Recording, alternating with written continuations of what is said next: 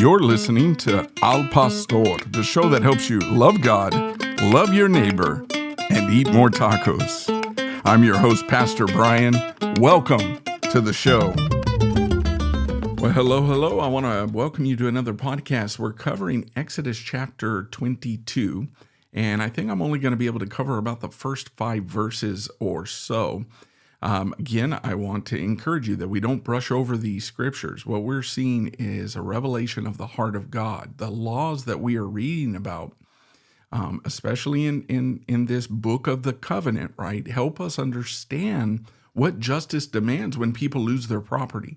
Now, at first, these might not seem like, they're not that relevant to my life in the 21st century.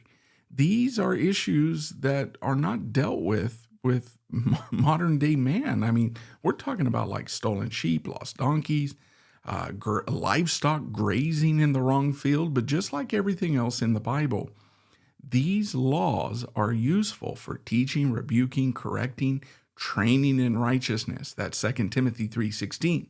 So we need to know what they teach. And then we also need to know how to extract the principles. So this first portion in Exodus 22 helps us to know what to do when someone gets ripped off. These are what is known as property laws, and they deal with with 4 different situations. Now, full disclaimer, the law is not intended to give you every scenario in every case. These are guidelines. Now, if something came up that was just unique, out of the ordinary, and if it stumped the elders, guess what? What did we see established earlier in Exodus? You take it to Moses, and Moses takes it before God, and God is the one that'll supply wisdom. We actually see a case with this with Solomon at one point in his reign. Same things happen with King David and other kings. So let's read the first 4 verses, and then we'll talk just a little bit about them. The Bible says, if a man steals an ox or a sheep and slaughters it or sells it, he shall restore 5 oxen for an ox and 4 sheep for a sheep. If the thief is found breaking in and he is struck so that he dies, there shall be no guilt for his bloodshed. If the sun has risen on him, there shall be guilt for his bloodshed. He shall make full restitution. If he has nothing, then he shall be sold for his theft. If the theft is certainly found alive in his hand, whether it is an ox or a donkey or sheep, he shall restore double. Now, we need to acknowledge first and foremost that these are specific applications of the 8th commandment. What is that? Thou shalt not steal. That's found in Exodus 20:15. To put it another way, they are civil laws based on the moral law. Now, the cases that are mentioned in these verses involve animals, which in the ancient world were people's primary source of wealth. But the biblical principles apply to any kind of property. The Bible assumes that people have a God-given right to own property, which is to do what? To be used for God's glory. Therefore, it is wrong to take it away from them. You know, we are living in an upside-down culture and society right now. Woe to them who call evil good and good evil. I mean, today, crime is not punished. Just yesterday, I got a text. Matt was over at the church, and there was a funeral that was going on, and I guess a transient, I don't even know, I guess we should technically call them unhoused because it's politically incorrect nowadays to say homeless, right? And it's just beyond me. But a transient came banging on the door. There were 2 people that were trespassing across the street at the abandoned funeral home. They were inside. So this is trespassing, most likely. What were they in there doing? Yes, I know I'm jumping to conclusions, right? But that would be a really good place if you were to go in there and get high. You would say, well, how do you know, Pastor? Are they all on drugs? Listen, we're not going to get into a debate at the moment, but there's a lot that's going on, folks. Even when I drove up to the church, there was a transient behind the dumpster hiding. He jumped out and booked it. What was he doing? He was running away with a pipe. He needed somewhere to kind of hide for cover so he could do his drugs. Now, what did the cops do? The cops showed up, had guns drawn, and just basically told the guys to leave. And I'm sitting there and I'm thinking, they are impotent. Now, it's not the police officer's fault, so please don't misunderstand me. It is just that the police officers have now been handcuffed. They cannot enforce or apply common sense laws. Number one, you had some folks that were trespassing, so they're there. They're there illegally. Is there anything going to be done about that? Well, I guess in times past, there would be some kind of penalty for trespassing. Number two, I can almost guarantee you that there was something on them, or they were engaging in some illicit activities on the inside. Used to be that if you had just a little bit of a particular drug on you, guess what's going to happen? You're gonna get locked up, right? Now what is it? Well, we can't do anything. We need to rehabilitate them. And we have become so lost, and I'm even just a little apprehensive of even using the word woke, because I don't like the way that it's used all the time. But we have become so progressive in our thinking that literally our culture and society is deteriorating at a rapid rate. What does that have to do with what we're reading? What we're reading is God's ideal and God's standards. And so when these get reversed, we're in trouble.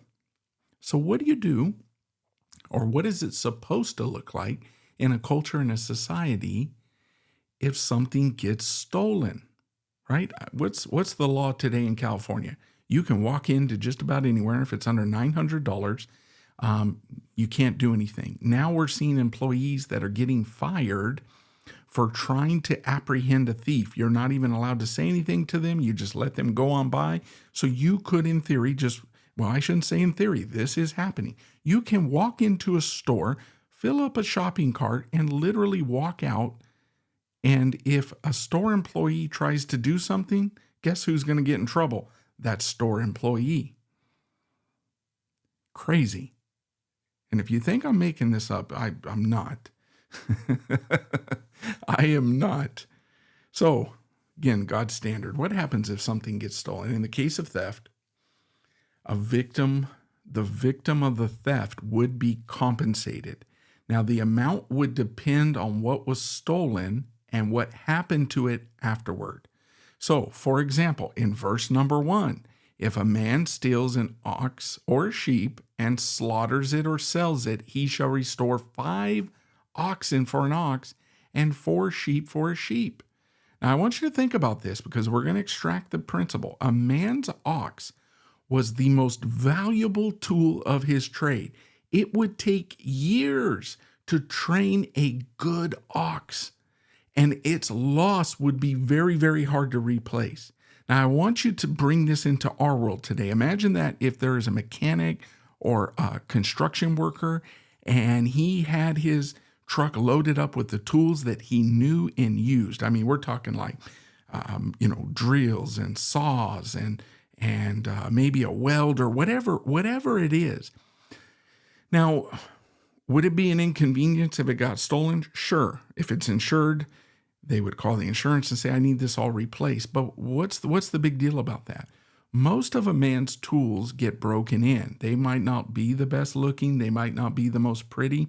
But most people, if they're construction or mechanics, they might not want the best, new, shiniest, flashy tool. They've got something that they've used day in and day out. They've used this drill. They understand how it works, how it feels, the weight. I mean, they've gotten used with muscle memory, just, all those. Yeah, there's my little sound effects, right? They would prefer to have the tools that they're used to. And so imagine when you have spent your time and your energy with this particular ox, and you knew its language, you knew its characteristics. I mean, you're out there in the field with this thing, and you know when it strays to the left, what you got to do. You got to get its attention, get it going, looking straight ahead. So this is not just a 1-to-1 ratio here. And then, so this is why the Bible has 1 ox for 5 ox. There has to be some restoration. The same idea applies today. Now, of course, there would be less compensation that would be required if the animal was still found alive. That's found in verse number 4. It says, if the theft is certainly found alive in his hand, whether it's an ox or a donkey or a sheep, he shall restore double. Well, why would it be double and why not four, right? Well, number one, let's say it took a week or two to get that ox. You've lost out on your production. You've lost out on your livelihood. You haven't been able to go to work. You haven't been able to do your job. And if you don't like the whole construction analogy, then, use your car, whatever it is. And so the reason for that difference is obvious. If the animal was still alive and the owner didn't have to go out and find a replacement, well, then he got it back. That's good. But the thief still needed to restore or pay restitution back to the victim. And so, according to God's law, he had to give back what was stolen plus some extra. Now, the laws about theft also include instructions about breaking and entering, right? So what do we have? We have it in verse number 2. So if a thief is caught and he's caught breaking in, and if he gets struck so that he dies, the person that strikes him is not guilty of bloodshed, in other words, of murder. But if it happens after sunrise, which goes into verse number 3, it says he is guilty of bloodshed. Now, there's some difference of opinions on this, but some scholars think that this law is, some throw an indictment out there. They say, well, this is out of place because it doesn't have anything to do with compensation. But listen, it does have to do with the act of theft. So this is actually a good place for it, just as good as any other place. Now, most buildings or homes back then were made of mud bricks. So if a thief wanted to break into somebody's house, he just went right through the wall. Now, if somebody tried to do this in the middle of the night and a homeowner became aware of it, they had the right to defend their property. Now, there was no telling what the intruder's intentions was or how heavily they were armed, and the homeowner didn't have time to ask questions. They had to defend themselves. And if the thief happened to get killed in the process, the homeowner would not be charged with murder. Now, the situation would be different in broad daylight. If a criminal walked in during the daytime, he couldn't just be killed outright, like no questions asked. That's kind of what they do in Texas, right? Isn't everything? I'm teasing. I don't know if that's what they do, but I think that's the way we think. Like, man, in Texas, they'll just shoot you right there. Now, presumably, the homeowner would be able to see if it was a murderer, like is this like a terrorist, or is it just somebody that's trying to steal something? Now, because this would be in the daylight, they were to be apprehended and then brought before the proper authorities. So, in other words, the law of God did not allow to, I guess what we would call it today, vigilante justice, right? Even thieves had a right to live. Now, we see another legal category in Exodus 22, and this involves a case of negligence that would lead to the loss of property. So let's read it. It's verses 5 and 6. It says, if a man causes a field or a vineyard to be grazed and lets loose his animal, and it feeds in another man's field, he shall make restitution from the best of his own field and the best of his own vineyard. If a fire breaks out and catches in thorns so that stacked grain, standing grain, or the field is consumed, he who kindled the fire shall surely make restitution. Now, both of these cases would be accidents. Now, in the first case, a man who was careless with his flocks or with his herds. Understand, there's no barbed wire back in those days. There's no really sort of fencing, so it'd be hard for people to keep their animals, where they belong. Sometimes livestock would wander into a neighbor's field and just help themselves to the neighbor's grass. Grass or what fed the livestock would be a very, very precious resource in the ancient Near East. When this happened, it wasn't enough to say, hey, neighbor, sorry, that was an accident. What would be the right thing to do? The right thing to do would be to make restitution by allowing the neighbor's animals to eat your own best part of your land. And even if it was an accident, God's justice required things to work out for your neighbor. So this is what it means to love God and to love your neighbor. Now, the same is true in the case of a wildfire. This also, believe it or not, was actually common. Farmers, even today, they still practice this. Farmers set their fields on fire to clear the ground. But there would always be a danger that there would be something along the edge of the field that could, a wind could pick it up or could blow a spark into somebody else's field, and then the neighbor's field catches fire as well. Now, this is not a case of arson. The man who starts the fire never intended for it to spread, so this is completely accidental. Now, whether or not it was a careless act of negligence or like I said, just a gust of wind, the actions have an indirect consequence to the harming of your neighbor. So according to the law of God, the man who started the fire had to make restitution for whatever his neighbor lost. Legal liability is a biblical principle, even in the case of an accident. So God expects us to take full responsibility for our actions, whether we intended to damage someone's property or not. Now, here's the last thing that I'm going to deal with in here, and this is found in verse number 3. And so this is about a thief that gets caught, and if he is to make full restitution and he's not able to, the end of verse number 3 says, then he shall be sold for his theft. That means he would be entered into slavery. This is God's gracious way. What is slavery? If you haven't listened to the previous podcast, then you're not going to be able to keep up with what I'm about to tell you. Slavery was God's form of rehabilitation. It was God's form of discipleship. So presumably the thief would go into slavery with a family that we would call the covenant people of God. This family has made a full determination to follow God's ways, God's law, and to honor him and to put him first. And so this thief would go in and live with this family. They would serve the family. The thief would learn a trade. They would learn how to make a proper living for themselves so that they could be good members, productive members of society. But more importantly, they would learn some spiritual principles as well. It would be what we would call discipleship. So imagine the graciousness and the goodness of God of saying, I'm going to place you in a good, godly family.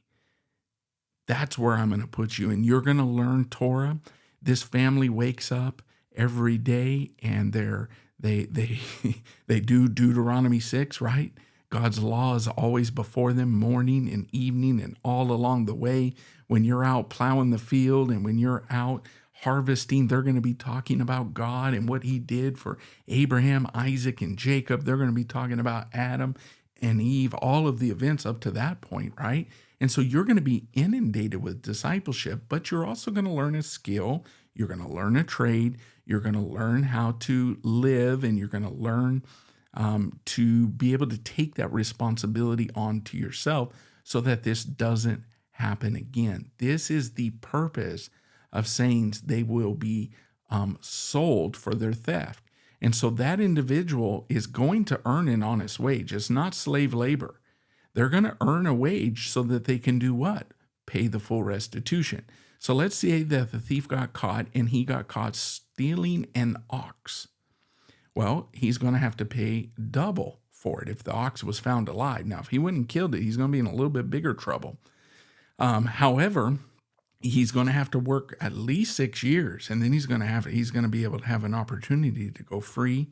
But again, in this case, this is a restorative picture. So we cannot think of slavery as the same kind of slavery in Egypt. This is why God's starting place is with servitude. So what would be some of the reasons that people would be into slavery? It would be that they cannot pay their debts, or they were atoning for sin because they couldn't make restitution. I mentioned that in one of the previous podcasts as far as one of the reasons. So this is really, really just a testimony of the goodness of God. And you know what? This is what we need today. we still, I believe we live in the greatest country in America. How long will we be the greatest country? I said greatest country in America. Greatest country in the world, right? We are. We are the greatest country in the world. At least that's my belief. How long are we going to be that? I don't know, folks. I don't know. Things are deteriorating at a rapid rate. Our system is completely corrupt. Our system is broken. This was God's ideal standard. Can you imagine that today, getting a call from the church? Hey, we just locked up Joe Blow over here, and yeah, he got caught stealing a car. They already chopped it up and sold the tires and sold all the parts. And so, yeah, would you like to pick him up? Come down here, Arvin Assembly, pick him up. Well, what are we going to do with him, right? We get together and we say, well, for the next 6 years, he's going to work. Doing what? He's going to work. He's going to learn a skill. He's going to learn a trade. He's going to learn how to make an honest living. He's going to learn what? Discipleship. He's going to learn what it really means from the people of God, the covenant community, of what a life of servitude really, really means. That is crazy, right? But what do we do today? Well, if we do anything, it's just a slap on the wrist. It is an affront to the justice of God. And, get out, get file for all your benefits. That we say that prison is supposed to be rehabilitative. It's not. Oh, I better stop before I say anything worse, right? But I want to encourage you guys. What we're reading here is highly, highly relevant. I'm going to end it on this note, and we'll see you on the next episode.